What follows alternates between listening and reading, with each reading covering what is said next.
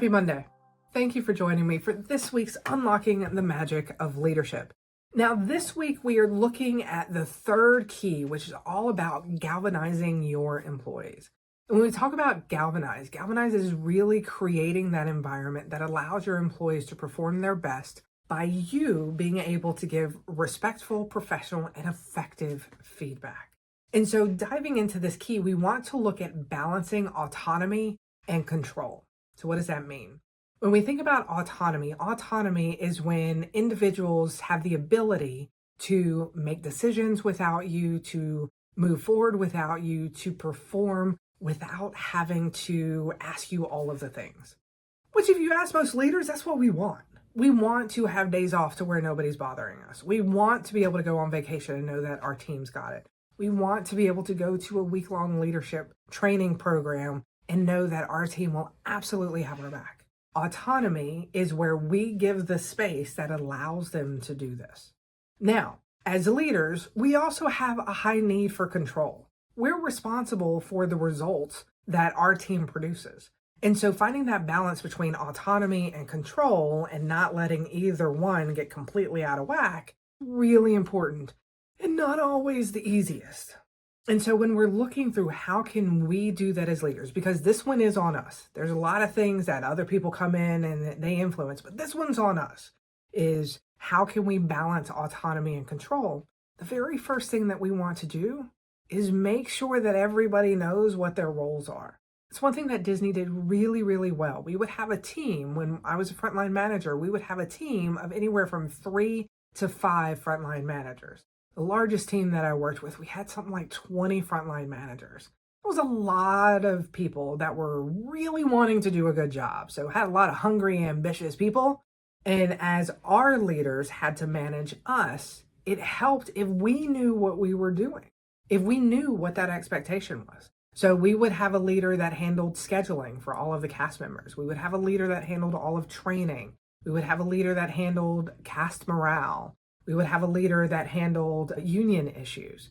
And so by dividing those responsibilities very clearly, we knew what our specialty was. We were all responsible for making sure that we ran a good operation. But those specialty pieces is where there was some conflict if it wasn't clearly defined.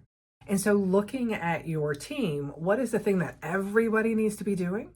And what are those specialty areas? Have those specialty areas been defined? What does that look like? And then setting expectations. If you know that on your team, you want to make sure that there is a key performance indicator that you really want to focus on this year, does your team know that? And if they do know that, do they know how they individually are going to impact that KPI? When we're looking at autonomy, creating an autonomous work environment means that there are very few surprises. People know what is expected of them, and they know how to do what is expected of them. And by doing that, you can feel confidence in the control that you do have while also letting them experience and grow in their areas. Now, the second tip is to trust your team to take ownership of the tasks while offering support.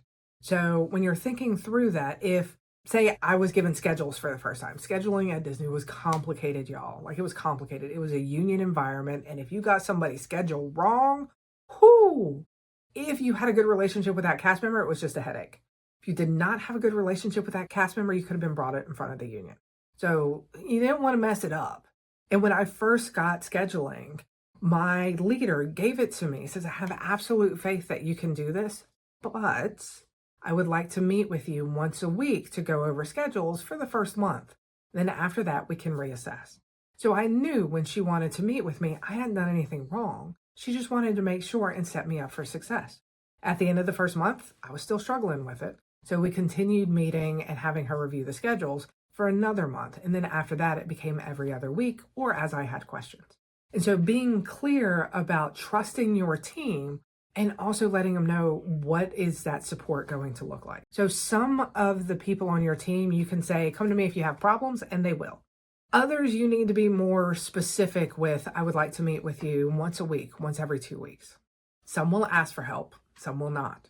Knowing your team and knowing how they're going to show up in these moments of stress can help you better predict what they need from you so that you are not surprised. And then the third tip is provide regular feedback. Having conversations, checking in. My leader, after the schedule, she would check in and be like, hey, schedules are going in tomorrow. Do you have any questions? Are you good? She would always open up that line of communication.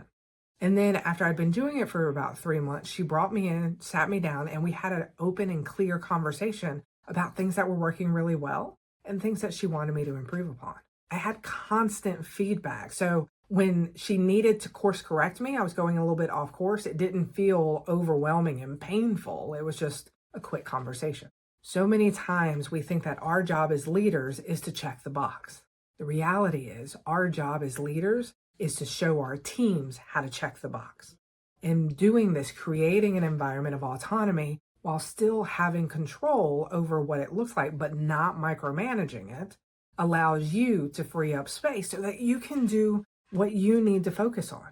In the beginning, it'll feel like you're spending a lot of time doing all of these things and you're like, when am I supposed to do my job? By checking in and creating this environment, you will actually free up some space. It'll just be a little bit of hard work until everything settles.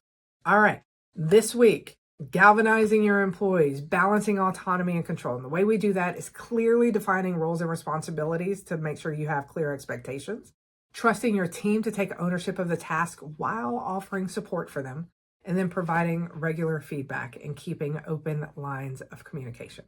Just like the past few weeks, pick one. Start small. We're not trying to change the world overnight. We're just trying to make a better impact. Have an absolutely amazing week. And as always, you got this. I'll see you next week.